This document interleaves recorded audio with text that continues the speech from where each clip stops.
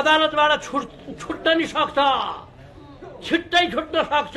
ए फटा त्यस्तो लेख्ने, ए बेइमान त्यस्तो लेख्ने, ए निमक हराम जनताका तलब भत्ता खाएर त्यस्तो लेख्ने। रविले चाहिँ नि के पनि गरेका छैन है, सहकारीमा पनि उसैले लेख्ने। अनि रविलाई कारवाही गर्नुपर्छ है भनेर पनि उसैले लेख्ने। यो जस्तो नालायक प्रतिवेदन संसदीय इतिहासमा कहिले पनि आउँदैन। 40 वर्ष भयो वकालत पेशामा गरे। एउटाले गर्नुपर्ने काम, कानूनले एउटाले गर्नुपर्ने काम त्यसले नगरिकन अरू कसैको दबावमा, अरू कसैको सिफारिसमा, अरू कसैको जालझेलमा मुद्दा दायर गर्यो भने त्यो मुद्दाले ठाउँ लिँदैन। अब धनराज, मनराज, गणराज, कणराज को छन् तिनीहरूलाई पनि यो सत्ता छुन्जेल मुद्दा लाग्दैन।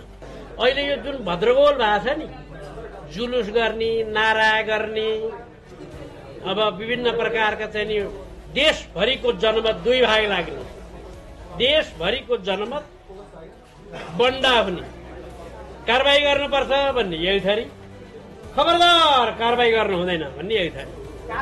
यसको मुख्य कारण स्रोत चाहिँ संसदीय समितिको प्रतिवेदन हो। संसदीय समितिको प्रतिवेदनले नै नेपाली जनतालाई दुई भागमा लगाइदियो। यो जम्मै गडबड भएको, यो मुद्दा कमजोरी भएको संसदीय समितिको प्रतिवेदन हो। संसदीय समितिले छानबिन गर्न सक्दैन र हुँदैन भनेर मैले पटक पटक डे 1 देखि, पहिलो दिनदेखि भन्दै आएको थिएँ। अब छानबिन गर्ने संसदीय समिति, अनि दोहोरो अर्थ लाग्ने गरी प्रतिवेदन दिने। रविले चाहिँ नि के पनि गरेका छैन है, सहकारीमा पनि उसैले लेख्ने। अनि रविलाई कारवाही गर्नुपर्छ है भनेर पनि उसैले लेख्ने। यो जस्तो नालायक प्रतिवेदन संसदीय इतिहासमा कहिले पनि आउँदैन। त्यसकारणले यसको कारणले गर्दा जनता भ्रममा परे। भ्रममा परेको कारणले गर्दा ओहो रविलाई कारवाही गर्न हुँदैन भन्ने र कारवाही नगरी हुँदैन भन्ने कुराहरू आयो। नम्बर 1 मैले त्यो भने। नम्बर 2 प्रधानमन्त्री जो भए ती प्रधानमन्त्रीलाई एउटा दुईटा एक दर्जन दुई दर्जन ठग र अपराधी नभई नहुने रहेछ। ठग र अपराधी वरिपरि नराखी प्रधानमन्त्री टिक्न सक्दो रहेनछ। कुनै प्रधानमन्त्रीले कुनै ठग र अपराधीलाई, कुनै प्रधानमन्त्रीले कुनै ठग र अपराधीलाई तपाईहरुले भन्नुभयो नि, अहिलेको प्रधानमन्त्रीलाई को ठग चाहिए तपाईहरुले अहिले नाम भनिसक्नुभयो। ती ठगलाई राखेर शासन चलाउने। याभन्दा अगाडिको प्रधानमन्त्रीलाई को चाहिएको थियो? रवि ठग चाहिएको थियो। त्यसबाट एउटा न एउटा ठग, एक दर्जन ठग, एक दर्जन अपराधी वरिपरि नराखी सत्ता चलाउन नसक्ने भयो। सबभन्दा पीर नेपालको अहिले त्यो। हामीले नेपाली जनताले 75 वर्ष लाएर ल्याएको संविधान सभा र संविधानलाई खतम पार्ने षड्यन्त्रका स्वरूप यी प्रधानमन्त्रीहरू, म अब अरूलाई दोष दिने कुरै भएन नि। एउटा प्रधानमन्त्री भन्छ यो ठगाई हो, अर्को प्रधानमन्त्री होइन भन्छ यो चाहिँ ठगाई हो। अब कसले कुरो बताउनुहुन्छ? दुईटै प्रधानमन्त्री हाम्रै तलब भत्ता खाएर प्रधानमन्त्री भए, हाम्रै भोटले प्रधानमन्त्री भए। एउटा प्रधानमन्त्री यो अपराधी नै हो भन्छ, अर्को प्रधानमन्त्री होइन भन्छ। एउटा प्रधानमन्त्री कारवाही गर्छु भन्छ, अर्को त्यसलाई च्याप्पै समातेर अगाल मारेर बस्छ। यो के गर्न? पर्या फसाद त्यो हो। यसको उपचार के हो? प्राध्यापकहरू बोल्दैनन् यस बारेमा। अब यो रविलाई सुन्नु के मतलब? रविलाई थुने पनि केही हुँदैन, छोडे पनि केही हुँदैन, त्यो प्रधानमन्त्री भए पनि केही हुँदैन, नभए पनि केही हुँदैन। त्यो कुरै ठुलो कुरो होइन। ठुलो कुरो चाहिँ इमानको कुरा, ठुलो कुरो चाहिँ नीतिका कुरा, सिद्धान्तका कुरा। अब तपाईहरु भन्नु होला यो अदालतबाट छुट्न नि सक्छ, छिट्टै छुट्न सक्छ। किनभने यो हल्ला गरेर नारा छुट्ने होइन। ओलीजी यसो गरेर क्या टाई कसेर अङ्गबल गरेर विभिन्न प्रकारको मोलतोल र बार्गेनिङ गरेर मुद्दा कमजोर बनाइदिउँ कि थुन्दिउँ त बाबु भनेपछि कमजोर त कसले बनाउँछ? महाधिवक्ताले बनाउँछ। मुद्दा कसरी हाल्ने? बडो सजिलो तरिकाले हालिदिन्छ मुद्दा। मलाई मेरो अनुसन्धानबाट त खास कुरो पत्ता लागेन। संसदीय समितिले कारवाही गर्नु भने उनीहरूले मुद्दा दायर गरिदिएको छु भनेर लेख्छ। त्यसले त्यसो भनेपछि अदालतले कारवाही गर्न सक्दैन। यहाँ वरिष्ठ अधिवक्ता मेरो साथी पनि हुनुहुन्छ, म पनि 41 वर्षको वकालत पेसामा गरे।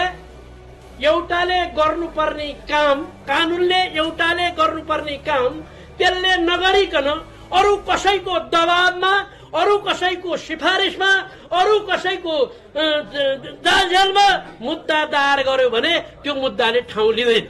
जस्तै उदाहरणको निम्ति नागरिकताको प्रमाणपत्र कसले दिन्छ? सिडिओले। गृहमन्त्रीले दिन्छ? दिँदैन। प्रधानमन्त्रीले दिन्छ?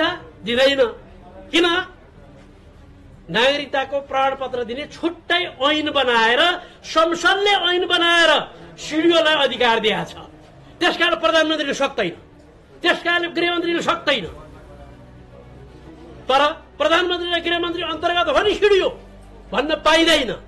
त्यस्तै अनुसन्धान गर्ने अधिकार, एकमात्र अधिकार इन्भेस्टिगेसन गर्ने इन्भेस्टिगेटर, इन्भेस्टिगेसन गर्ने इन्स्टिट्युसन संसदले नै कानुन बनाएर दिएको छ।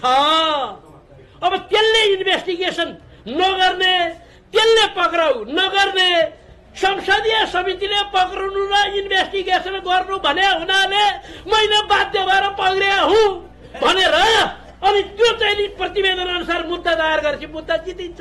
मुद्दा जितेपछि रवि ठिक देखाउ भन्छ। अब यो षड्यन्त्र चलेको छ। किनभने रवि त ओलीजीलाई नै चाहिएको छ। भोलि काङ्ग्रेससँग टिडिङ पर्न साथ, भोलि काङ्ग्रेससँग टिडिङ पर्न साथ रवि ओलीलाई चाहिन्छ। हेर्नुहोस्, अब ओलीजीलाई नि चाहिने, प्रचण्डलाई चाहिने, देउबाको वरिपरिका जम्मै चाहिने। त्यसमा हुनाले यसमा खुसी हुनु राम्रो छैन। उनलाई थुने पनि थुनोस्, छोडे पनि छोडोस्, मतलबको कुरा होइन। मेरो न रवि विरोधी हो, न मेरो सहयोगी हो। लफडा यो बेकार नेपाली जनतालाई लफडा हुनुपर्ने चाहिँ के भने नेपाली जनताले बिचारा दिनभरि पसिना काटेर कमाएको 200-400 गर्दै कमाएको पैसा लगेर सहकारीमा राख्ने, सहकारीले चाहिँ गरप्प खाँदै रविले खा जस्तै गरी टक्क लिँदै अनि त्यो मलेसिया पठाउने कि कहाँ पठाउने ढ्याक्क पठाइदिने, यिनीहरूलाई मुद्दा लगाएको नाटक गर्ने अनि देश हरिकङ्गाल हुने, उनीहरू अरबपति हुने। यो प्रथा कसरी खतम गर्ने? मूल कुरा त त्यो हो नि, मूल कुरा त्यो हो।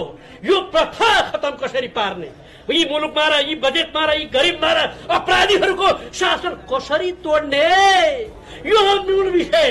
यो तोड्नका निम्ति राजनैतिक दलहरूमा शुद्धिकरण चाहिँ। अब आयो ठगीको कुरा।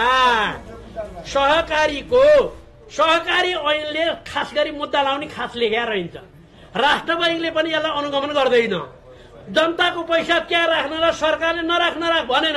राख सहकारीलाई गजब हो भनेर लगाइदेऊ। लगेर मान्छेले पैसा राखे, गरिबले सबैले पैसा राखे, कोही बुढाले राखे, कोही अपाङ्गले राखे, कोही गरिबले राखे। अब त्यो पैसा कसरी ठग्ने? ठग्नलाई लिखित गर्न पर्दैन। तपाईहरुलाई एउटा गजबको कुरा छ। यो त्यो संसदीय समितिले पैसा खाएर गर्यो कि नखाइ गर्यो उही जानला। गर्न चाहिँ उसले पैसा खाएपछि गर्नुपर्ने काम गर्यो। किनभने ठगीमा सहकारीबाट पैसा ल्याउन रविजीको कुनै पनि संलग्नता देखेन भनेर लेख्ने को? ए फटा त्यस्तो लेख्ने, ए बेइमान त्यस्तो लेख्ने, ए निनो खराम जनताका तलब भत्ता खाएर त्यस्तो लेख्ने? लेख्नु पर्थ्यो के भने ठगीमा कागज हुँदैन, लिखित हुँदैन। ठगी गर्ने भनेकै हाम्रो कानुनले, संसारको कानुनले के भन्छ भने बोलीले ठग्ने हो। बोलीले ठग्ने, मुखको परिपञ्च मिलाएर मुखले परिपञ्च मिलाएर नभएको कुरालाई हो भनाएर फकाएर वा तर्साएर लोभ त्रास देखाएर वा धम्की आदि देखाएर कुनै कसै गरी ढ्याक्क अर्काको सम्पत्ति आफ्नो खल्तीमा हाल्ने कामलाई ठगी भन्छन्। ल हाम्रो संविधानले हाम्रो कानूनले भने अब ठगी कागज गरे रहन्छ। रविले निवेदन दियानी रहेनछ, माइना गानी रहेनछ। त्यसकाले ठगीमा त्यस्ता ल्वासहरू, ती ल्वासहरूका प्रतिवेदनले आज देश यस्तो समस्यामा पर्यो। त्यसकारण मैले पहिलेदेखि भने यो संसदीय समिति भनेको अनुसन्धान गर्ने निकाय होइन। खबरदार, यसले मान्छे बचाउँछ, यसले जोगाउँछ, राजनीतिक बोलतोल गराउँछ, सर्वपक्षीय र सर्वदलीय निर्णय भनेर सम्झौता गर्छ। अनि उसले भने अलिकति हाल्छ, उसले भने अलिकति हाल्छ। त्यसरी अनुसन्धान हुँदैन। अनुसन्धान त ट्याप समात्छ, ढ्याक लान्छ, भन्छ, सोध्छ, प्रमाण गोप्य रूपले बुझ्छ, अनि मुद्दा ढ्याक अदालतमा लान्छ। अब रवि कस्तो मान्छे, मैले त जीवीलाई पत्ता लगाइसकेँ नि कहाँ छ त्यो, फलान ठाउँ बसेको छ, ट्वाक्कै लोकेसन ठ्याक्कै भइसक्यो भनेपछि त्यहाँबाट भागै भने त्यसलाई यसो गरेर अनुसन्धान हुन्छ। त्यसकारणले रवि छौन्जेल रविलाई मुद्दा लागेन। अब धनराज, मनराज, गणराज, कनराज को छन् तिनीहरूलाई पनि यो सत्ता छौन्जेल मुद्दा लाग्दैन। तपाईँहरूले सोधिरहनु नि प्रश्न, रवि छौन्जेल रविलाई लागेन, रवि गएपछि रविलाई लाग्यो, धनराज, मनराज, गणराजलाई कहिले लाग्छ? यिनीहरूको सत्ता गएपछि लाग्यो। कहिले आउँछ त्यो सत्ता? त्यसकारण यी सबैलाई पन्छाएर देश र जनताका हित गर्नका निम्ति, देश र जनताका समाजलाई आर्थिक विकास गर्नका निम्ति पत्रकारले राम्रो भूमिका खेलिदिनुहोस् न, मेरो त त्यो हो कुरा। अनि जनताले पनि भोट हाल्ने बेला विचार गर्नुहोस् न। 1 गिलास जाँडमा, 1 चौटो मासुमा, 2 लिटर पेट्रोलमा, 1 किस्ताको मोटरसाइकलमा चाहिँ भोट हाल्ने अनि रविले शासन नगरे कसले? कविले गर्छ? शासन त्यस्तैले गर्छ। त्यस भएको हुनाले मेरो विचारमा अहिले यो ठुलो विषय होइन। यसलाई यत्रो महत्त्व दिनुपर्ने पनि ठुलो कुरा होइन। म भए यस्तो कार्यक्रमै राख्दिन थिएँ। मान्छे एउटा त्यत्रा मान्छे थुना परेका छन्, बिचरा सहकारी ठगहरू जम्मै जेलमा कोचिया छन्, एउटा रवि थप्यो, के ठुलो कुरो भयो भनेर भन्नुपर्ने बात त उसको पार्टीका आउरे बाउरे हौ गरेर कराउँछ। तपाईँहरूले रवि के हो, रवि के हो त्यो? रवि न खबी के मतलब त्यो? यस्ता मान्छे कति थुनिन्छन्, कति जान्छन्, कति त्यसो भएको हुनाले उसले चाहिँ जाँड खुवाएको छ नि त। उसले पैसा खर्च गरेको छ नि त। त्यत्रो पैसा कहाँ गयो होला? आम्मै मैले त सुन्दै डर लाग्छ त्यत्रो पैसा। त्यसो भए हुनाले कोलालम्पुरमा पनि छ कि त्यो पैसा? आम्दानी अहिले नै आइरहेछ कि ब्याज के होइन? अब यो त इन्टरपोलको कुरा हो, मेरो कुरा होइन। त्यसकारणले म तपाईँहरू समक्ष यही कुरा भन्छु, यो ठुलो कुरा होइन। त्यसकारणले देश जोगाउनु पर्यो, जनतालाई समृद्धि बनाउनको निम्ति यत्रो दुःख गरेर ल्याएको यो संविधानलाई बेकुफ बनाउन कोसिस गर्ने यी जम्मै हुन्।